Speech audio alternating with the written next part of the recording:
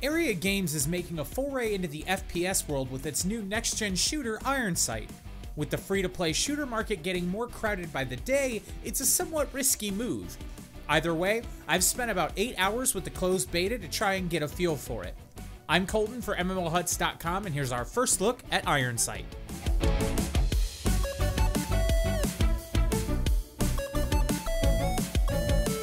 Ironsight, on its surface, is like other shooters we've covered on this channel in the past, especially Warface. In terms of gameplay, it doesn't bring a ton of interesting new things to the table. If you've played a Call of Duty game in the last 5 years, you've played Ironsight. When you first boot it up, the game gives you two major prompts for jumping into the action. Mission mode takes you into structured campaign-style gameplay. At time of recording though, the only mission available is the basic tutorial.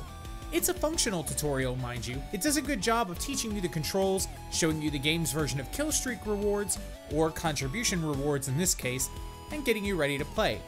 There will be a few adjustments you'll likely need to make though before you're ready for multiplayer. First, a warning to headphone users. The game is incredibly loud. It made me physically jump out of my chair the first time I started the game up, so you may want to adjust the volume before putting your headphones on.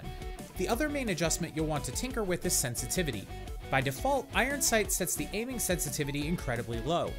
After about 4 minutes of tinkering and fine-tuning though, I found 10.8 to be a good sweet spot. Your mileage may vary, but I recommend starting from there.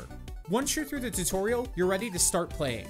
Right now, the closed beta only has 3 modes available for play: Team Deathmatch, Search and Destroy, and Secure Point.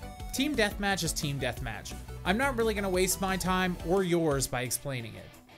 Search and Destroy is the classic FPS mainstay where one team tries to plant a bomb and the other team tries to defuse it. Killing every player on the enemy team also counts as a win condition. Secure Point is another mode that every FPS ever has had. You try to control a spot on the map with your team. The enemy also wants that spot.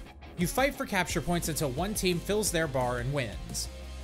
One of the very few things Ironsight does differently is the way it handles kill streaks. In this game, like others, you gain points toward your special gear by killing enemies or contributing to the team's objective. Unlike Call of Duty and other contemporary shooters, these points don't reset on death. You need more of them to activate your rewards as a result, but even if you aren't contributing, these skills have timers that tick down to help you get there. To some players, this will seem like they've taken the challenge and the sense of accomplishment out of gaining these rewards, and on one hand, they're not wrong. It's a lot easier to earn them here if you're a competent player. On the other hand, however, it's a bit easier for lesser skilled players like me, for instance, to feel invested and help our teams make comebacks with a little extra boost. This was the only real part of the gameplay that stuck out to me as unique or interesting. The other two major features that Area boasts about in advertising for the game are both blown entirely out of proportion. The first are dynamic combat zones.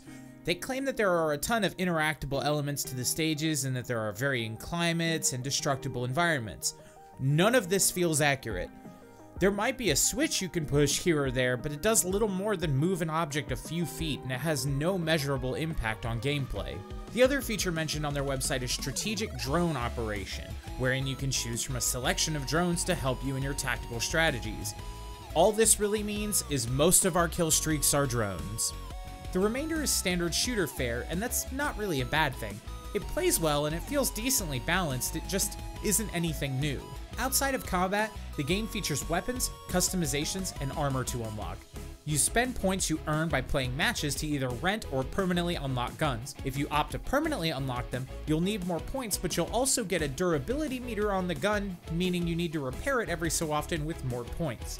I do not understand what the point of this system is. I didn't understand it in Warface, and I do not understand it here. Character customizations will also feel really familiar to anyone who's played Call of Duty. You can add attachments to your weapons and abilities to your characters. Almost all of the abilities are ripped straight from Call of Duty with slightly changed names. These abilities include increasing your sprint time, giving yourself explosion resistance, hiding yourself from UAVs, and more. There are items you can buy with real-world cash to customize your character, but the system hasn't been implemented yet. I tried on multiple occasions to have the game take me to a screen to add this currency, but the links are broken at present. We'll publish some kind of update about this over on MMOHuts.com once the system has been fully rolled out. Honestly, that's all there really is to the closed beta of Ironsight right now. It's got a decent level of visual polish and the gameplay is smooth, but there isn't much reason to invest time into it if you're already playing another shooter. In fact, if you're looking for a shooter to play, I'd honestly recommend Warface over this. It has roughly the same level of audio-visual appeal with single-player and multiplayer PvE raids and campaign missions already on deck for you to play, in addition to the standard multiplayer modes. Well, that's all for today. Let me know what you think down in the comments below. Make sure you subscribe and keep it locked on MMOHuts.com for all the latest gaming news and reviews.